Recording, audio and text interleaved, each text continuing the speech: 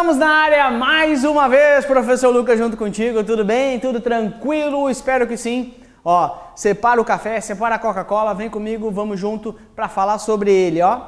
Arbitrage Pricing Theory, ou o famoso APT. Isso aqui foi uma teoria, como o próprio nome diz aqui, ó, theory de teoria, né, obviamente, criada lá em 1976 pelo senhor tampouco, é isso mesmo, o Ross, tá? Em 1976. O que ele pensou quando ele criou essa teoria? Que agora tu é obrigado a entender, obrigado a estudar. É bastante simples, tá? Ele pensou o seguinte, ó. A gente já falou algumas vezes sobre isso, mas o modelo de CAPM é um modelo de quê? De precificação do retorno esperado. Então, o modelo de CAPM é a ideia de trazer o quê? Retorno esperado. Ele começa como? O retorno esperado de um ativo é ativo livre de risco, risk-free, mais beta, que multiplica retorno do mercado, menos risk-free. Então, o que é isso? Ó? Retorno do ativo, ó, retorno esperado de um ativo. Como é que eu chego para calcular segundo o CAPM? Tá? Retorno esperado de um ativo. Retorno esperado é o quê? O retorno do ativo livre de risco, por exemplo, no Brasil a taxa Selic, mais o beta do ativo, que vai multiplicar o retorno do mercado, menos o retorno do ativo livre de risco.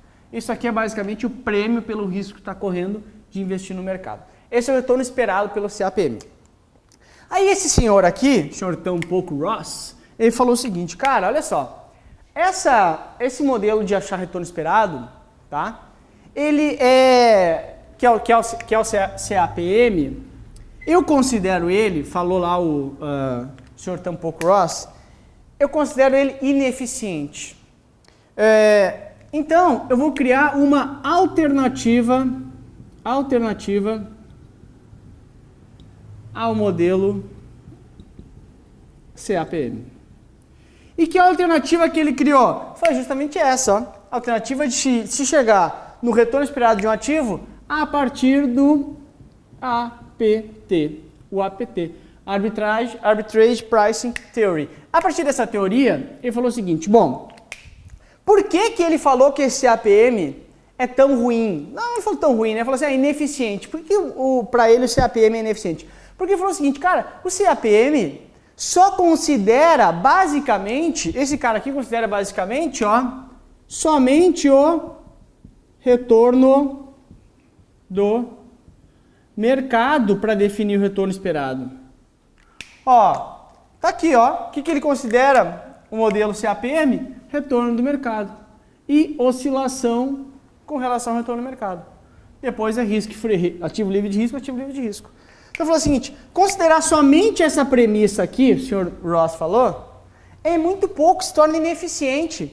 Então, essa teoria dele, ele não considera somente o retorno... até porque ele falou o seguinte, ó, esse retorno do mercado é basicamente, ó, um dado histórico. Ou seja, pô, é um dado do passado que eu pego, jogo numa planilha e vou achar o retorno esperado. É basicamente olhar para trás para achar que isso vai explicar sempre o futuro.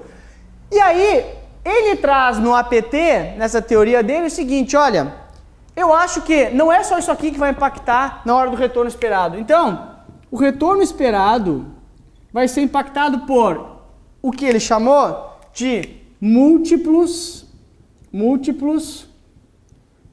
fatores de risco. Ou seja, não é somente oscilação e somente retorno. Não é somente retorno do mercado. O que deu no ano passado que vai determinar quanto é que eu vou achar de retorno esperado. São outros fatores. Por exemplo, ele falou assim, para considerar, para eu estimar retorno esperado, eu tenho que considerar o quê? Fator macroeconômico. Fatores de demanda do mercado. Fator de produção. Fator de emprego. Enfim, todas as demandas que de fato afetam, tudo isso aqui afeta no retorno esperado de um ativo, no retorno esperado de uma ação. E não somente o que ele efetivamente deu no passado. Ele fala o seguinte, ó, um ativo tem sensibilidade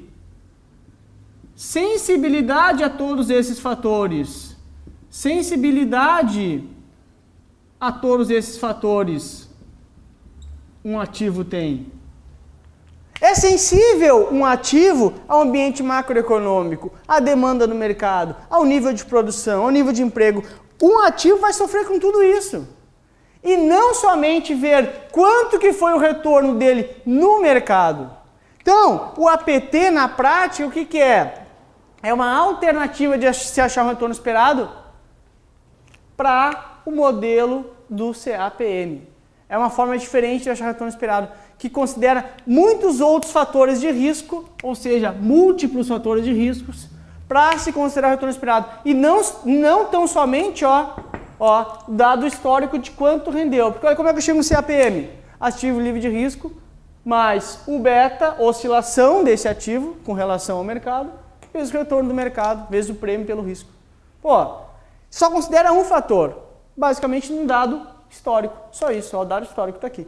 E esse cara aqui não, ó, tem que ser considerado múltiplos fatores de risco para considerar o retorno esperado, por isso que isso é uma alternativa ao modelo do CAPM. Essa é a ideia básica, tá? Então, consideração de múltiplos fatores de risco. Nem ele deixa muito claro como é que ele faria esse cálculo, ou quais são os fatores, como é que cada um vai impactar, tá? Isso ficou meio como lenda aí, tá? Mas existe essa teoria, esse APT e a tua prova quer pedir, então, barbada, bastante simples, tá? Ó, beijo, fui, vamos lá.